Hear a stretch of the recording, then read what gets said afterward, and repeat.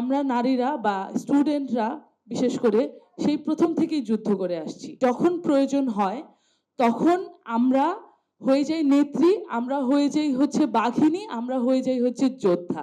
আর যখন প্রয়োজন শেষ হয়ে যায় তখন আসলে আমরা হয়ে যাই হচ্ছে সবচেয়ে কুৎসিত অংশ বিশেষ। এবং আমাদেরকে বিভিন্নভাবে হেনস্থ করা হয়, বডি শেমিং করা হয়, আমাদের সহযোদ্ধারাই করে, আমি নিজে এটার ভুক্তভোগী। বডি শেমিং করা হয়, পার্সোনাল অ্যাটাক করা হয়, বিভিন্নভাবে এলিগেশন দেওয়া হয় এবং সেই এলিগেশনগুলো খুবই বাজে মাত্রায় দেওয়া হয়। আমি নিজের জায়গা থেকে একটা জিনিস প্রথম দিন থেকে যখন নারী কমিশন হয়েছে তখনও বলেছি যে আমাদের নতুন প্রজন্ম কোথায়, আমাদের কথা কেন শোনা হচ্ছে না। আমরা তো বলিনি যে আমাদেরকে এটার অংশ হিসেবে রাখতে হবে, আমরা ডিসিশন মেকিং করব, কিন্তু পলিসি মেকিংয়ে আসলে সবার এক্সিস্টেন্সটা অনেক ইম্পর্টেন্ট। এবং যেই পলিসি বাংলাদেশের ধারা বদলে দিয়েছে, যে পলিসি মেকাররা বাংলাদেশের নতুনত্ব এনে দিয়েছে, সেই পলিসি মেকারদেরকে ডাকা হয়নি। যারা বড় বড় কথা বলে, এখন বড় বড় নেতৃবৃন্দ, তারা কেউ সাহস করেনি। সেখানে আমাদের সম্মুখ সারির মেয়েরা যারা আর সহ্য করতে পারছিল না, তারা স্টেটমেন্ট দেওয়া শুরু করে। এই স্টেটমেন্টের বেসিসে যখন দেখে যে হাতের নাগালের বাইরে সব চলে যাচ্ছে, তখন কর্মসূচি দেওয়া হয়। সো সেই জায়গায় দাঁড়িয়ে সেই নারীদেরকে কি একবার ডাকা উচিত ছিল না? আমাদের ক্যাম্পাসেও ডাকেনি। আমাদের ক্যাম্পাসগুলো, আমাদের ক্যাম্পাসে প্রোগ্রাম হচ্ছে, প্রোগ্রামে কারা কথা বলছে? বিভিন্ন দলের, বিভিন্ন রাজনৈতিক মতাদর্শের লোকজন। কিন্তু এটা তো হওয়ার কথা না। জুলাই নিয়ে কথা বলার কথা যারা জুলাইয়ের সম্মুখ সারির যোদ্ধা।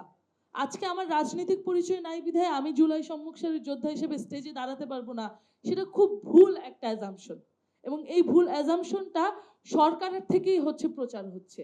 এটাই দুঃখজনক। আমাদের তো বাংলাদেশে কোনো নারী রাজনৈতিক দল নেই, তাহলে নারীদের কথা আসলে কারা বলছে?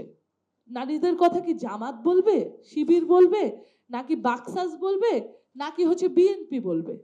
তাদের মতাদর্শের যে স্মারকলিপি, সেখানে আসলে নারীদেরকে নিয়ে কতটুকু আলোচনা তারা করেছে?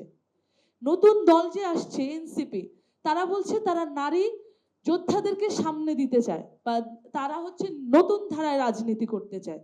যদি নতুন ধারায় রাজনীতি করতে চায়, তাহলে কেন 10 জন রিপ্রেজেন্টেটিভ পুরুষ থাকলে একজন রিপ্রেজেন্টেটিভ আমরা নারী দেখি?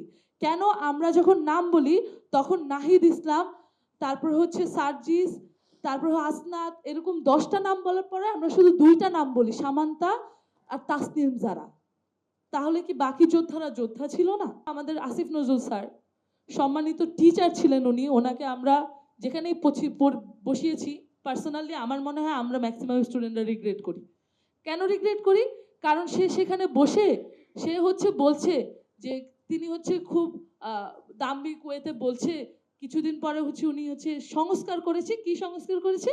যে এই যে সোশ্যাল মিডিয়া যে ব্যাশিং করা হয় বা নারীদেরকে যে হিউমিলিয়েশন করা হয়, সেটির বিরুদ্ধে অ্যাকশন নিবে। কিন্তু সেই অ্যাকশন কার বিরুদ্ধে নিবে? যখন আমার সহযোদ্ধা আমাকে বডি শেমিং করবে, সেটার বিরুদ্ধে কি সে অ্যাকশন নিবে? নিবে না।